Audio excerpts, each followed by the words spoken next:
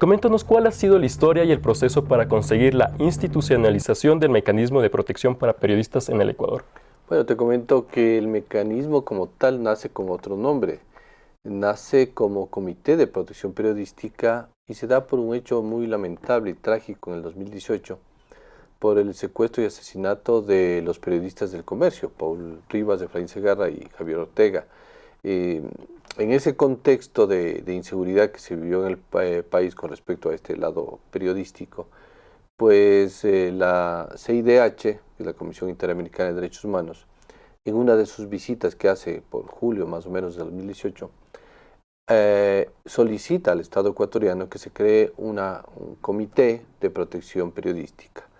Este comité queda en la idea de realizarlo, lo arman inicialmente, con 5 ministros de Estado, sin ningún periodista que lo integraba, y ya en el 2019, cuando se entrega el informe final de la CIDH, pues no se había activado más allá de conformarse en el papel este comité como tal. Es en el gobierno de Lasso, de Guillermo Lasso, que a través de la reestructura de la LOC, de la Ley Orgánica de Comunicación, que se da en el año 2022, es que se inserta ya el mecanismo de prevención y protección al trabajo periodístico como tal dentro de la ley, y luego ya en el 2023, hacia agosto de ese año, pues ya se crea el reglamento como tal para la conformación y estructuración del mecanismo que acabo de mencionar. Entonces yo creo que justamente nace de esta particular situación que se da, pero en agosto termina de conformarse y luego se llama la primera reunión del comité, del mecanismo de prevención y protección periodística, y ya en enero se elige el presidente, del cual formo parte yo asumiendo esas funciones.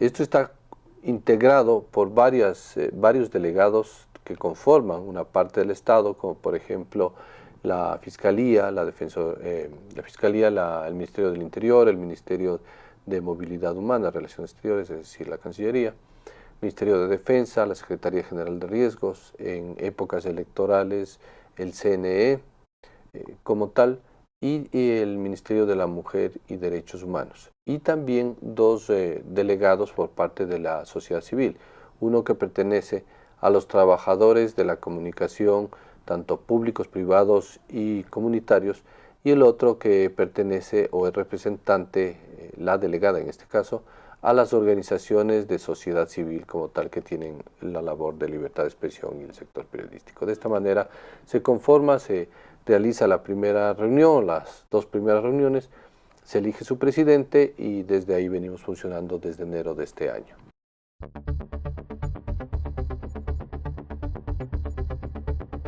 Sabemos que recientemente se negó un presupuesto solicitado para el mecanismo de protección. Coméntanos cuáles son las consecuencias de la falta de presupuesto para poder implementar efectivamente este mecanismo. Bueno, sí, efectivamente, mira, creo que a los asambleístas, el momento que crearon esta reforma a la Ley Orgánica de Comunicación, y luego cuando ya lo habilitaron a través de presidencia, el reglamento como tal para que comience a funcionar y darle vida al mecanismo, se olvidaron de algo tan importante que es el presupuesto. Sin presupuesto no podemos hacer muchas acciones, algunas sí las hemos o las venimos realizando, otras no, como por ejemplo no podemos visitar zonas conflictivas y justamente identificar a través de algunas campañas que existe ahora un mecanismo, que existe una instancia técnica estatal, como está en el reglamento, que pertenece a la defensa del gremio periodístico y comunicacional, que es fundamental. Eh, Hay muchas agresiones que se han dado en las fronteras, frontera sur, por ejemplo, en las provincias de Loja, el problema de Durán, todo lo que es Manabí, Esmeraldas, la Amazonía con medios comunitarios, y que necesitamos hacer presencia en esas zonas importantes. Mira lo que pasó en la provincia de Bolívar, en la ciudad de Guaranda, cuando un grupo criminales organizados, de estos delincuentes, pues cooptaron algunos periodistas y les obligaron a transmitir información que ellos querían que la sociedad conozca como tal. Entonces ya vienen siendo agresiones que se dan constantemente, pero el mecanismo tiene que estar al lado del trabajo periodístico y esto es lo que no podemos realizar con un presupuesto que no lo tenemos al momento, pero que podemos hacer otras acciones que sí las hemos venido realizando.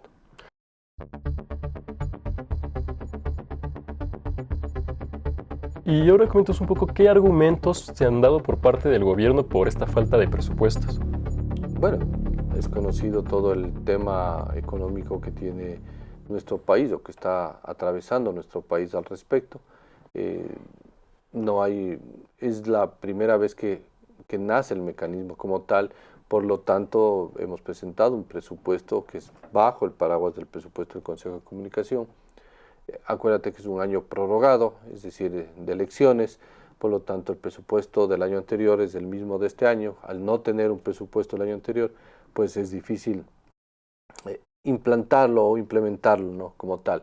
Y el próximo año también es prorrogado por el tema de elecciones, así que se nos viene un tema un poco complejo, pero sobre todo la crisis económica que vive el país creo que es lo que ha sido, lo que no ha permitido realmente que se concrete este presupuesto para poder incluso dar las asistencias o ayudas no solo técnicas, sino el acompañamiento cuando hay reubicaciones o cuando hay exilios de periodistas que lamentablemente sí lo hemos tenido en este transcurso de estos años, ¿no?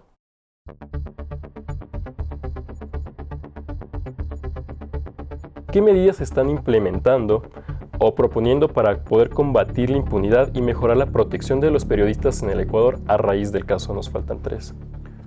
Bueno, mira, si tú regresas a ver hacia seis años y un poco más, que es el 2018, cuando a través de una bomba que explotó en el cuartel de policía de San Lorenzo, donde todos los medios, claro, fueron a cubrir esta noticia que fue importante en su momento, y luego todos los escenarios que se dieron en esa zona de frontera, la cual ha sido descuidada hasta el día de hoy por el Estado y por los gobiernos de turno, pues no existían medidas de seguridad. Es un hecho, nuestro país se decía que era una isla de paz o un país de paz, que yo no creo que sea un país de paz, sino que fue tapado para hacernos creer que estábamos en una paz completa, cuando por debajo existían movimientos que se daban y que lamentablemente explotaron de una u otra manera.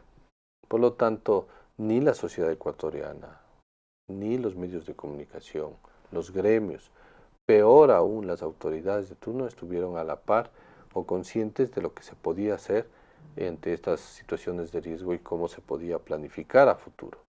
Y eso es lamentable porque yo en muchas entrevistas lo he mencionado.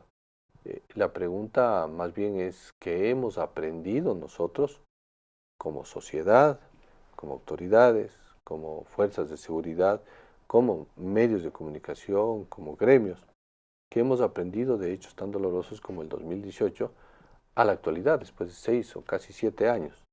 ¿Qué hemos aprendido después de ver 3 periodistas ser asesinados en una frontera, donde el cual el periodismo quería servir por parte de fuerzas irregulares como moneda de canje con prisioneros?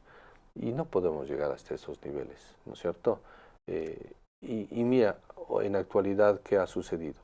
Las zonas están silenciadas.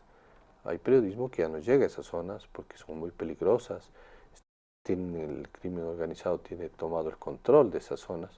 Por lo tanto, ¿de qué libertad de expresión estamos hablando cuando dependemos de información del Estado o del gobierno o de las fuerzas de seguridad que nos dan esa información, y eso es lo que tenemos que transmitir? Pero no hay un periodismo de investigación, nadie quiere ir a cubrir, por lógica, porque hay temor, miedo de que se puedan generar casos como los que pasó en el 2018. Entonces, yo creo que eso es lo más importante. Hoy hemos avanzado, pero sin embargo en esa época no existían protocolos de seguridad, plan de seguridad, contingencias, no existía absolutamente nada. más allá de que vaya a cubrir la noticia y listo, ¿no? Pero, pero creo que hemos avanzado en capacitaciones a nivel nacional. Falta todavía, por supuesto, ¿sí? Que falta muchísimas cosas por hacer, pero creo que también parte de que el gobierno de turno que se encuentre también le dé la importancia a esta actividad que hoy por hoy es catalogada como una profesión de riesgo en nuestro país, porque por las amenazas que existen, y no puede ser que la prensa, que está obligada y que parte de su formación es justamente investigar y sacar a luz las noticias que son relevantes para una sociedad, para que conozca y se informe, pues tenga que ser silenciada, sea por el crimen organizado, sea por autoridades locales, regionales, nacionales o por un gobierno, cuando todos tenemos derecho a conocer las verdades. Y eso es lo lamentable. Entonces tenemos que seguir luchando en realmente algún momento tener realmente una libertad de expresión, una libertad de prensa, una libertad y un acceso a la información que es, creo que es fundamental en una sociedad democrática y en un país democrático como el nuestro.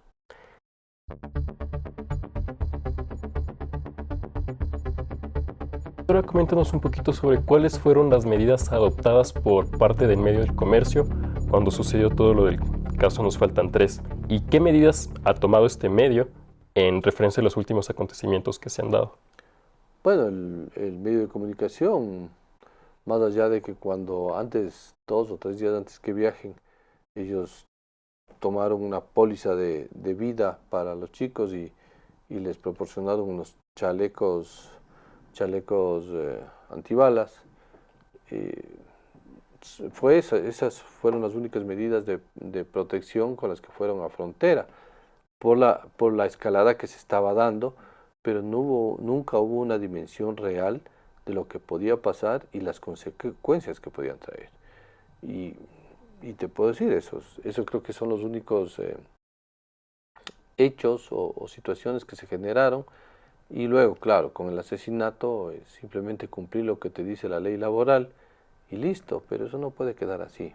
Eso no puede quedar simplemente en cumplimiento de la parte laboral y un cumplimiento de haber entregado un chaleco o un seguro de vida 2, 3 días antes, sino que tiene que irse más hacia lo profundo. O sea, realmente qué significó para un medio de comunicación, realmente cuál es el trasfondo en esto, qué logró aprender ese medio, pero no puede ser que el único aprendizaje que quedó es que ya no vaya nadie a reportear en esa zona. Entonces, eso no es un aprendizaje realmente, sino es una consecuencia negativa de no haber planificado bien y adecuadamente eh, todos estos procesos que se tienen que dar para poder tener una información adecuada y contrastada, ¿no? Entonces, creo que por ahí parte este escenario. Y los otros medios de comunicación, pues, no te sabría decir muy claramente cuáles son las medidas que adoptaron, pero sin embargo, si los medios grandes han corcoviado y han trastabillado en implementar medidas, más aún los medios pequeños, en los cuales no tienen ni siquiera presupuesto dentro de su empresa para poder financiar todo esto que demanda la peligrosidad o los conflictos que tenemos hoy por hoy, más allá de que hay que cuidar la vida de periodistas. Entonces yo creo que hay que articularse, yo creo que hay que trabajar en conjunto, tanto autoridades, fuerzas de seguridad, gremios periodísticos, organizaciones, sociedad civil, la academia y lógicamente la parte estatal, para llegar a un objetivo común que es cuidar de esa libertad de expresión, cuidar de los derechos que tenemos derecho, nuevamente la repetición de la palabra, tenemos derecho a todas las personas y al cual debemos nosotros acceder libremente, en un país que es democrático, que es el nuestro, ¿no? Y creo que eso es lo más importante en este sentido.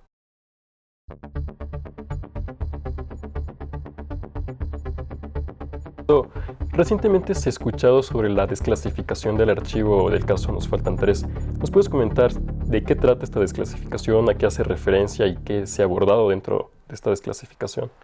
Sí, bueno, recuerda que cuando se dio oficialmente la noticia del expresidente Moreno el 13 de abril del 2018, él ofreció públicamente desclasificar toda la información que exista en el caso para transparentar las acciones del gobierno. Pero eso fue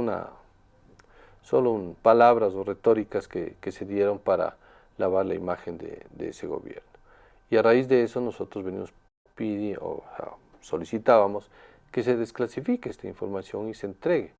En mayo, me parece, si no estoy mal, hacia el 14, 15 de mayo, la fecha puede estar cercana, pero es en mayo del 2018, se hace una entrega de desclasificación de información de acuerdo al gobierno de Moreno, donde se entregan como 900 hojas de 3 o de 2 carteras de Estado, y realmente era una información inútil, inservible.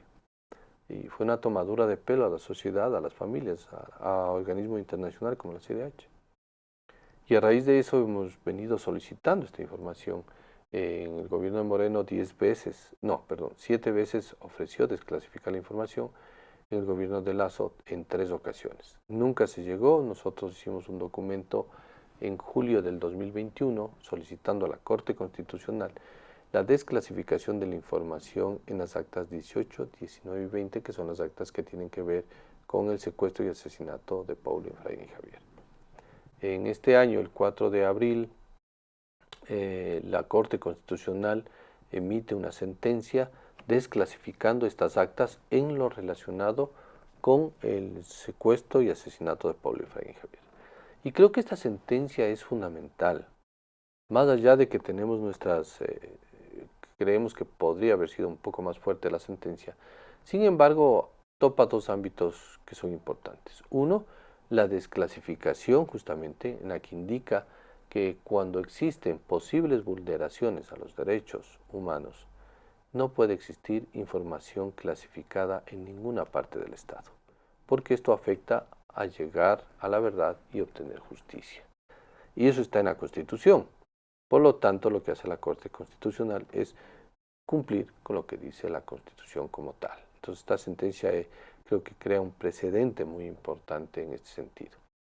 Y el otro que es importante también es el llamado de atención que hace al Ministerio de Defensa, al Ministerio del Interior y a la Secretaría Nacional de Seguridad Pública y del Estado, porque esta documentación fue clasificada en su inicio como reservada y luego como secreta, o directamente como secreta, pero hay que seguir unas normativas y unos procesos para que esta información sea secreta como tal. Pero esta información no tenía esos elementos, no tenía esos documentos. Por lo tanto, no estaba catalogada como secreta, pero fue negada el acceso a la información en 2 ocasiones, una en la época del presidente Moreno y otra en la época del expresidente Lasso, acceder a esta información. Y al momento de desclasificar, les llama la atención que no puede darse esta situación, sino que tiene que seguirse la normativa que está estipulada para la misma. Por lo tanto, al acceder a la desclasificación, tú tienes las grabaciones, los encuentros, las situaciones que se dan en la más alta, en el estamento más alto de seguridad nacional del Estado. Y eso es lo fundamental para ver qué es lo que decidieron, qué decisiones tomaron, cuál era lo que se analizaba, los niveles de riesgo, etcétera, etcétera, tanto en el acta 18, que es a 2 días del secuestro, el acta 19, que es cuando oficialmente el expresidente Moreno declara que realmente han sido asesinados, y en el acta número 20, que es el 17 de abril, que son 3 o 4 días más tarde, cuando son secuestrados otros dos civiles, que es Oscar y Katy, por este mismo grupo. Entonces, ahí se van develando algunas situaciones, a pesar de que no se desclasificó totalmente las actas. Sin embargo, sí se puede determinar el grado de incidencia y de responsabilidad del Estado con respecto a los hechos suscitados en el secuestro de Paulo Efraín y Javier y en el secuestro y asesinato también de Oscar y Katy. Listo, Ricardo, eso es todo por la entrevista de hoy. Te agradezco muchísimo por permitirnos este espacio. Y tal vez no sé si quieras aportar algo más para ya concluir la entrevista. Sí, bueno, no, agradecerte primero a ti, a tu universidad, a tus profesores, tus compañeros que están siempre y los que están detrás de cámara en el back.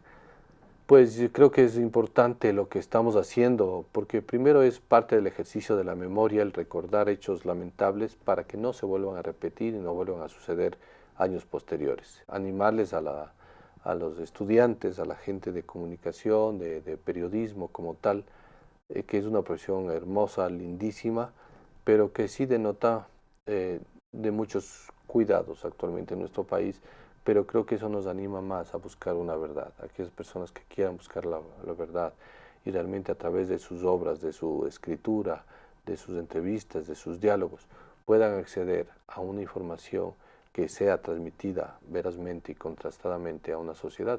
Creo que les estaremos muy agradecidos porque estamos hablando de una ética profesional que es fundamental en el periodismo hoy por hoy. Así que muchísimas gracias y un gusto saludarles nuevamente. Gracias.